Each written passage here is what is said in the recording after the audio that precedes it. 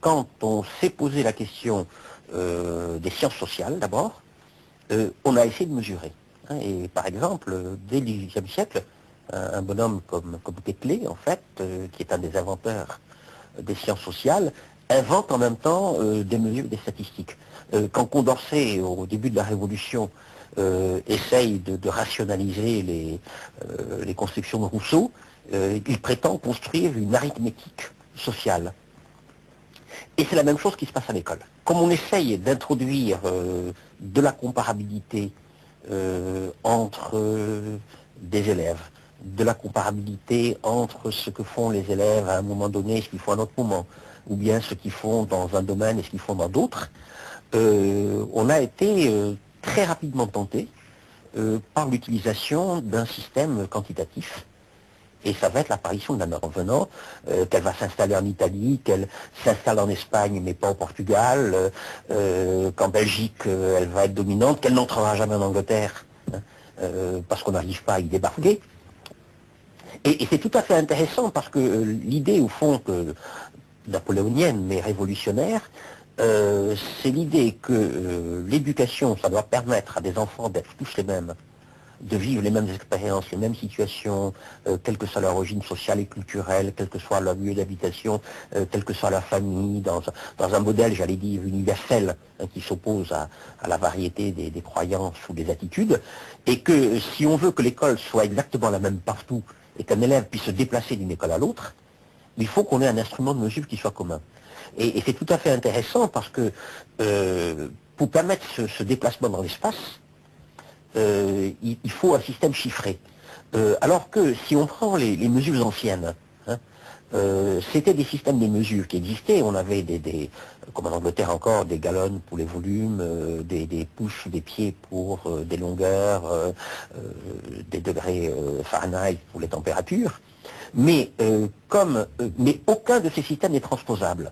C'est-à-dire, pour chaque qualité physique, il existe une mesure spécifique. Et de la même manière, quand les Anglais se mettent à juger les performances d'élèves, quand ils utilisent des lettres de E à A, je ne peux pas additionner des A. Je ne peux pas additionner des notes à des moments différents du temps. Je peux dire qu'un élève a eu A au début de l'année et A à la fin de l'année. Je peux dire qu'il a eu 3 fois A, 2 fois E et 5 fois B. Je ne peux pas faire de moyenne.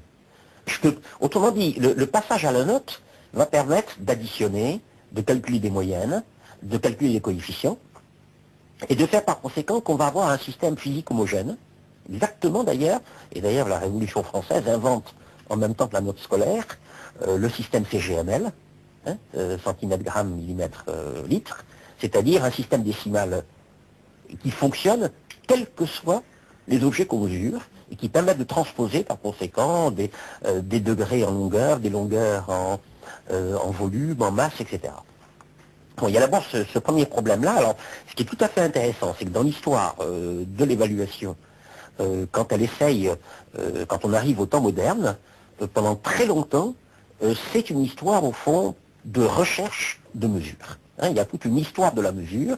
Ça commence au XIXe siècle avec justement tous les travaux des psychologues, des psychophysiciens qui essaient d'introduire au fond des systèmes de mesure des comportements, des attitudes, des gestes, etc. Ça se continue avec le système des tests, hein, tels que les invente Catel d'un côté, Binet de l'autre, en France. Et on pourrait montrer au fond qu'il y a eu, j'allais dire, on pourrait presque dire, dans le domaine alors éducatif, on a eu 3 périodes.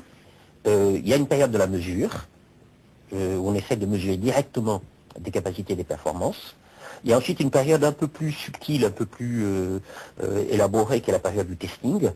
On invente des épreuves, hein, qui permettent de mettre en évidence des conduites, mais c'est les épreuves qu'on mesure, hein, moins que les capacités elles-mêmes. Et puis, il y a une 3e période, qui serait la période de l'évaluation, où on va essayer, au fond, d'y aller un peu plus profondément et de comprendre les choses autrement.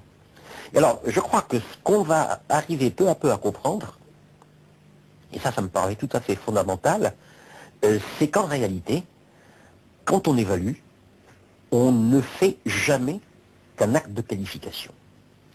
Parce que évaluer, c'est pas au moment où par exemple, je calcule ce qu'on appelle un score, c'est-à-dire le nombre, mettons, d'épreuves réussies, mettons dans une épreuve linguistique par un élève, ou au moment où je mesure, mettons, la hauteur de la barre d'un sauteur en hauteur, que je fais de l'évaluation, je fais de l'évaluation au moment où j'introduis des seuils.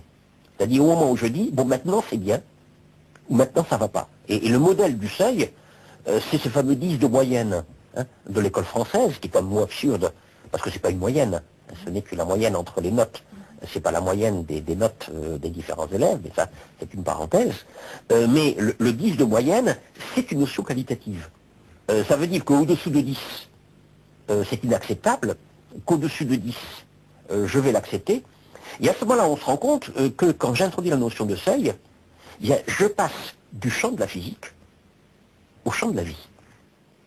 Plus on est précis, plus en réalité on est imprécis. Il y a de très beaux textes de Bachelard, en fait, disant quand le géographe annonce en fait que par exemple on a produit 3 228 387 kilos de blé, hein, il dit une énormité, hein, dans sa précision même, parce qu'il est évident il faut dire à quelle seconde hein, cela est vrai, parce que entre le blé qui se perd, entre celui que mangent les rats, entre celui en fait qui a été volé, etc., à aucun moment donné, hein, on a une telle quantité, et que quand on sait ce que valent les balances hein, des gens qui pèsent les sacs de blé en fait dans les meuneries, quand tu sais au fond qu'il y en a toujours un qui a intérêt à voler l'autre, hein, soit en pesant plus, soit en pesant moins, il est évident que calculer au kilo, c'est une aberration. Hein. De même, quand tu lis dans les bouquins, d'ailleurs, on voit très bien ça dans les fausses sciences sociales. Hein, je pense à la géographie, dans les bouquins qu'on donne aux gosses. Hein. Quand on leur dit que la France a 56 319 256 habitants, c'est encore une absurdité, en fait. C'est la fausse. Hein. C'est la fausse précision, puisque ça n'aurait de sens qu'en disant le 3 août 1990 à 3 heures du matin, 4 minutes et 7 secondes, hein, et encore, parce qu'on ne savait pas s'il n'y avait pas un téléphone en panne, si on n'avait pas annoncé quelque part un mort, hein, ou si on n'a pas dit au fond qu'un type était mort 2 heures plus tard, parce qu'on était allé d'abord vider son bagot, hein, avant de déclarer à la mairie. Perception de l'évolution de la mesure en général, et de la notation en particulier, nous vous proposons de tirer 3 conclusions. La première conclusion, c'est que l'évaluation scolaire et éducative en général n'est pas un phénomène isolé. Elle fait partie d'une tentative pour introduire davantage de rationalité, davantage de scientificité dans nos conduites. En ce sens, l'histoire de l'évaluation n'est pas séparable de l'histoire des sciences et des techniques, histoire qui elle-même est largement déterminée par l'histoire des mesures et des instruments de mesure. Mais cela ne veut pas dire que l'on est d'autant plus rationnel, que l'on est d'autant plus scientifique, que l'on mesure davantage. On sait très bien que certains phénomènes sont changeants, on sait très bien que la mesure est imprécise.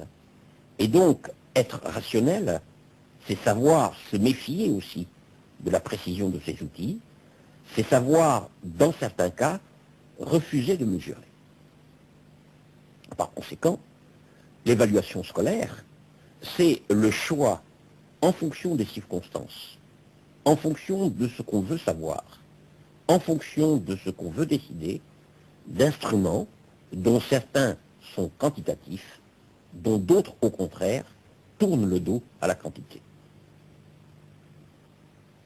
Une seconde conclusion, c'est que l'évaluation n'est pas simplement un acte intellectuel, un acte individuel.